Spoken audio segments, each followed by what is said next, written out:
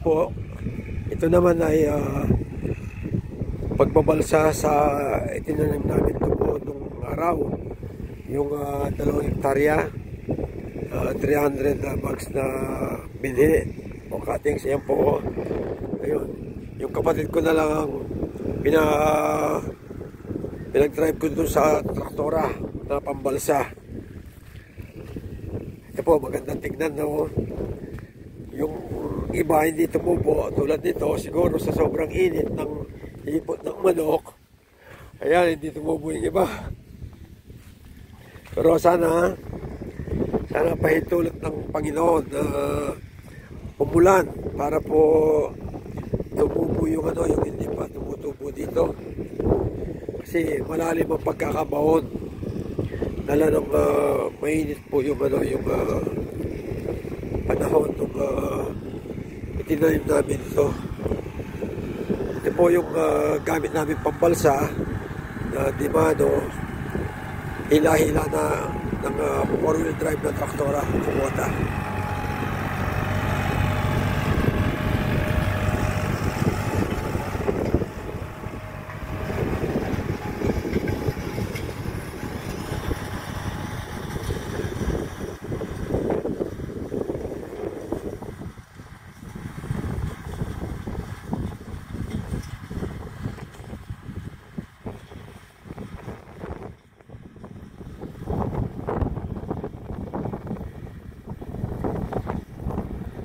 Kasi po kung gagamitin natin dito kalabaw, hindi matatapos sa 2 araw ito. So far, kahit paano po, maganda naman yung kinalabasan ng pagtatanim namin ng tubo, kahit na medyo meron hindi tumubo tulad dito, yung portion na yan walang tumubo. Pero sana yung mga nakabaon dito pag umulan tumubo sana.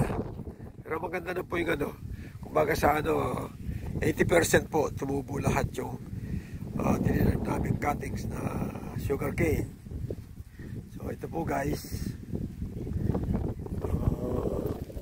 ito nga pinabalsa ko para may kasabihan sa Kapampangan kasi sa amin, para po yun daw basa, yung basa ng lupa ay umakyat pa itaas dito sa lupa, kasi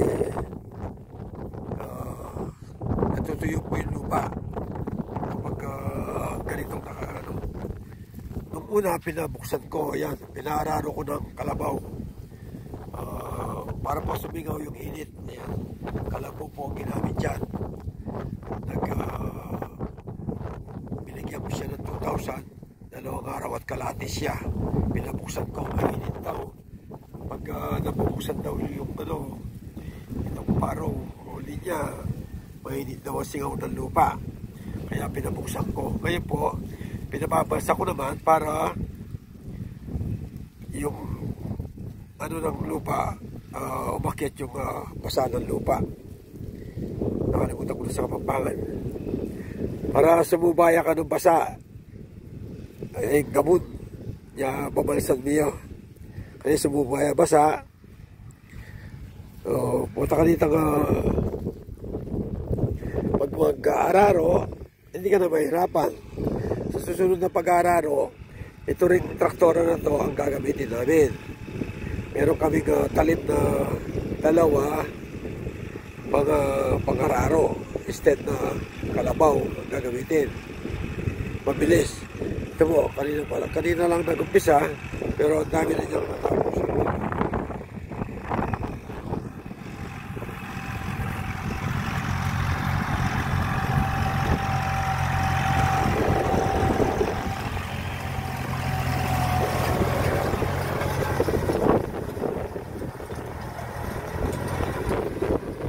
Maganda po magbalsa pag ganitong oras. Hindi niyo po na itatanong, kasi pag umaga yung tubo siyempre siya sariwa, hindi pa naarawan, may tendency mababali. Ayan. Pero pag ganitong hapon na, siya, parang makunat. So, ganitong oras magandang magbalsa. Ngayon naman, pupunta naman ako sa kabilang site. Yung pinintang isa, nagkakalat kami ng ipon ng manok. Hinihintay ako ng operator namin kung alin daw yung ipapa-stable ko sa kanya. Kaya lilipat muna ako doon. Naghihintay siya doon. Bumaba lang ako dito para tignan itong pinapabalsa ko. Ito hindi pa nadaanan. Pagbalik niya dito dadaan yan.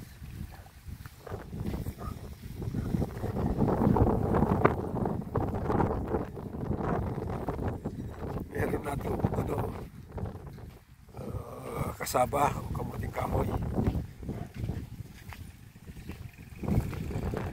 Mamaya na mga alas 4 o kaya alas 5, darating naman yung in-order kong tip-tip o cuttings ng sugarcane. I-deliver mamaya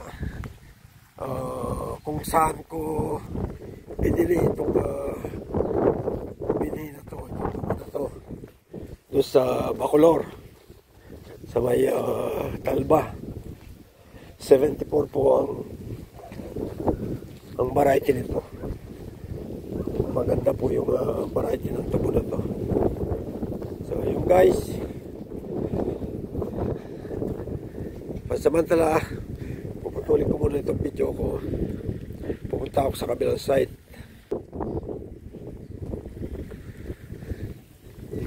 Ayan, ang oras ngayon ay alas 2 ng hapon. Alas 2 mo na. Tirik ang araw. Punta muna po ako doon sa kabila. Titingnan ko yung paglalatag nila ng chicken manyo.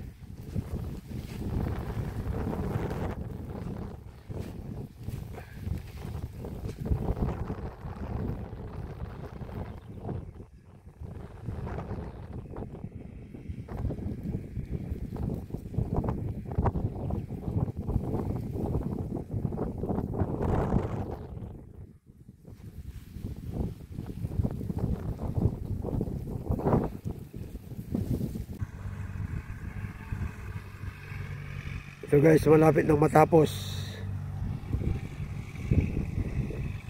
Wala pang kalahating araw. Hanggang doon na lang. Ganyan lang sa ano, tapos na. Ilang balik na lang, tapos na.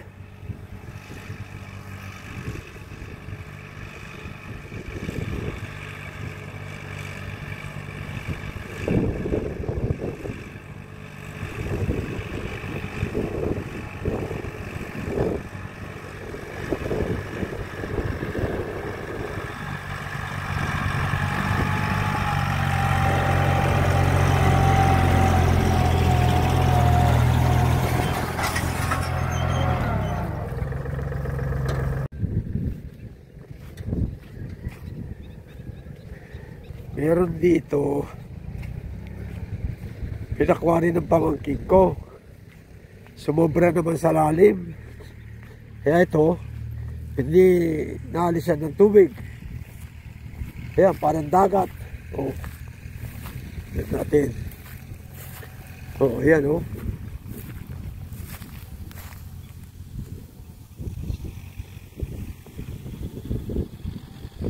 Ayan, siguro malalaki ng isda dito eh. Kaya lang, saan naman manggagaling yung isda kung di mo lalagyan ng fingerlings? Kaya pinakwari niya sa sobrang lalim. Kaya ngayon, hindi na mapakinabangan. Ewan ko kung gagawin yung pispa nito.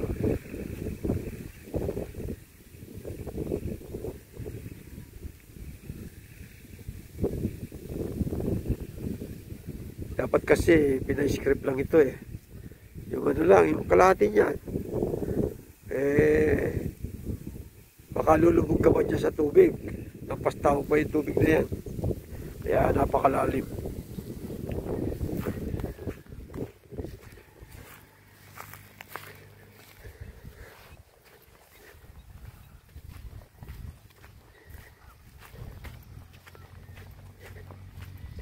Dito nagkulang sa akin yung ano, nagkulang yung aking cuttings, tib-tib, kaya hindi nalagyan ito. Ang ginawa ko, sabi kay kuya, magpatanim na lang siya ng kamuting kahoy. Ayun, may nakita ko, may tumutubo na oh. Oh, ayan. Ayan oh, tumutubo na. Pero madalang pa lang.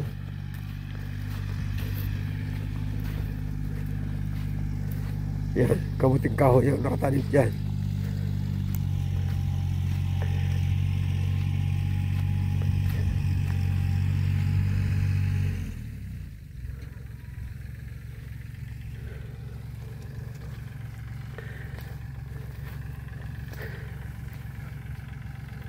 Nagkulang kasi yung ano ko dito.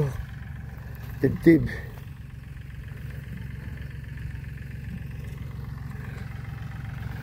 Hindi ba parang maraming namatay oh. Maraming hindi tumububad na rito. O yan oh. Haba, ang ganda oh. Baka walang tanim ito. Kung may tanim yan. Talaga itong mga nagtatanim oh. Nakakaligtaan. Kasi kung merong tanim yan, kahit isa, tutubo naman. Palagay ko, nakakaligtaan yan. Oh, wala dyan. Hanggang doon, ilang metros yan. 1, 2, 3, 4, 5, 6 meters. Walang tanim.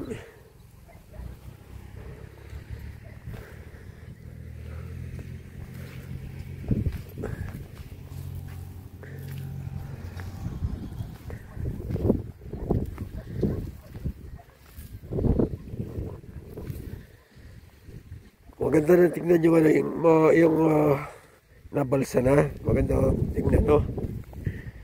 Kahit madalang, ang ganda tingnan.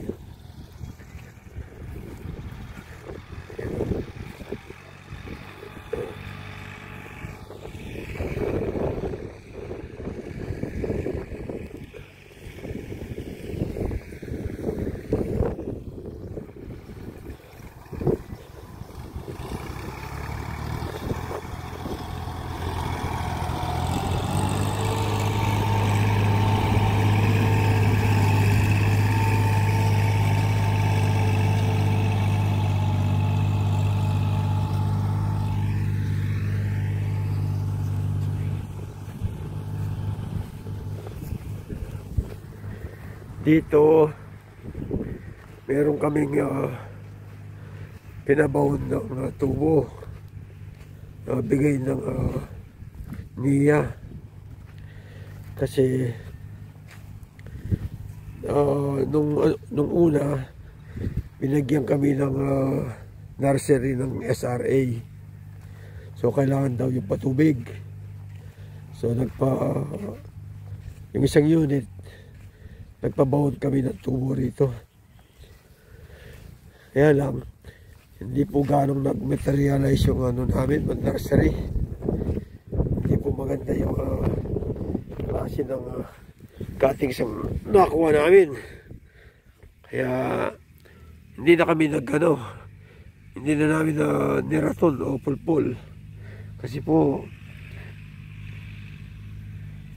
hindi po maganda yung pagtubo. Actually po ay binigay ng DAR pala, hindi SRA, project ng DAR. Katapos po sa amin in-award worth 1 million ata o mahigit 900,000. Itong lugar na to, dito namin tinanim, kaya meron kaming rito, deep well.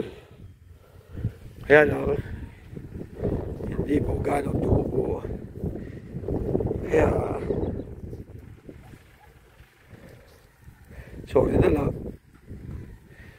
hindi po naging maganda ang kinalabasan ng binigay na nursery ng DAR at saka yung SRA.